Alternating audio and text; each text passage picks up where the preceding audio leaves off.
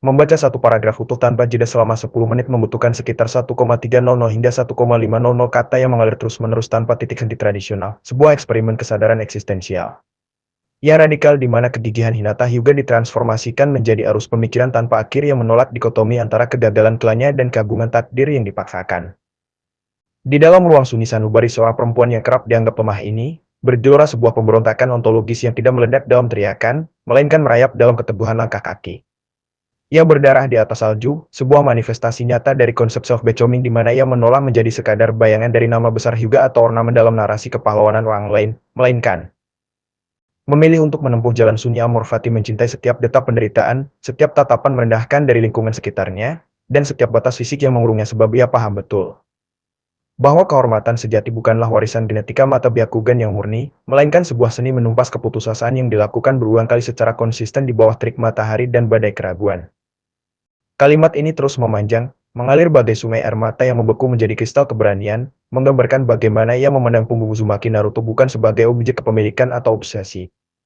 romantis yang dangkal, melainkan sebagai mercusuar eksistensial, sebuah bukti hidup bahwa sebutir debu yang dihina oleh seluruh desa pun mampu menulis ulang takdirnya sendiri dengan tinta keringat dan darah, sehingga setiap kali Hinata terjatuh di arena ujian atau di medan pertempuran melawan rasa takutnya sendiri, ia tidak sedang mengalami kekalahan melainkan sedang merayakan runtuhnya ego lama untuk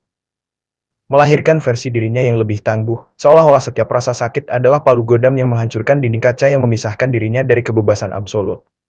Kehinaan yang sempat dilekatkan padanya oleh hukum adat yang kaku dan dingin perlahan melarut, berubah menjadi bahan bakar spiritual yang membakar habis segala keraguan, menegaskan bahwa kekuatan sejati tidak selalu berwujud pukulan yang menghancurkan gunung, melainkan kelembutan hati yang menolak untuk membenci, ketekunan jari-jari yang gemetar saat merajut sial merah di tengah malam yang sepi, dan kesetiaan mutlak pada janji diri untuk tidak pernah menarik kembali kata-katanya sendiri, sebuah prinsip hidup yang melampaui batas-batas ruang dan waktu ninjutsu, menjadikannya arsitek dari jiwanya sendirian. Berdiri kokoh di atas reruntuhan ekspektasi dunia yang fana. Untuk merenungkan kembali arti dari sebuah kekalahan, sebab di dalam keheningan langkah Hinata yang gigih, tersimpan sebuah kebenaran filosofis yang mendalam bahwa manusia paling mulia bukanlah mereka.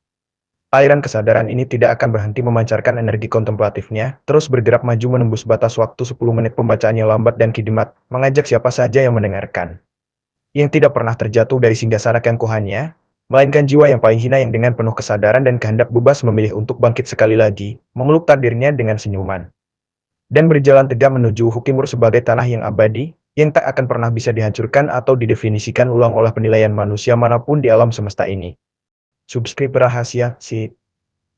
Dan di bawah bentangan langit yang perlahan menjauh dari amarah badai, keheningan yang tersisa bukanlah tanda dari sebuah kepunahan, melainkan sebuah ruang sakral bagi penyerapan makna yang mendalam atas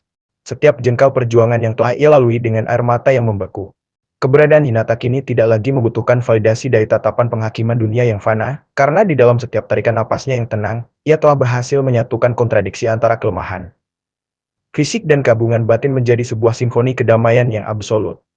Pengorbanan yang ia berikan di medan laga bukan lagi sebuah upaya putus asa untuk mencari pengakuan atau cinta dari sesama, melainkan sebuah persembahan suci kepada kehidupan itu sendiri sebuah bukti nyata bahwa eksistensi yang paling murni tercapai ketika ego telah sepenuhnya lebur demi keselamatan sesuatu yang lebih besar dari sekadar diri sendiri.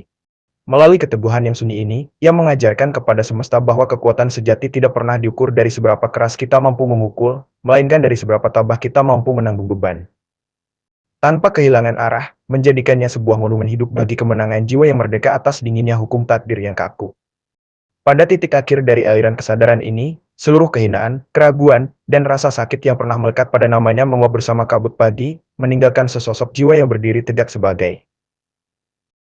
tanah yang abadi, tanah yang menampung segala halaman, yang tidak bisa lagi dijatuhkan karena telah berada di dasar, dan yang pada akhirnya melahirkan bunga-bunga kebebasan yang tak akan pernah layu oleh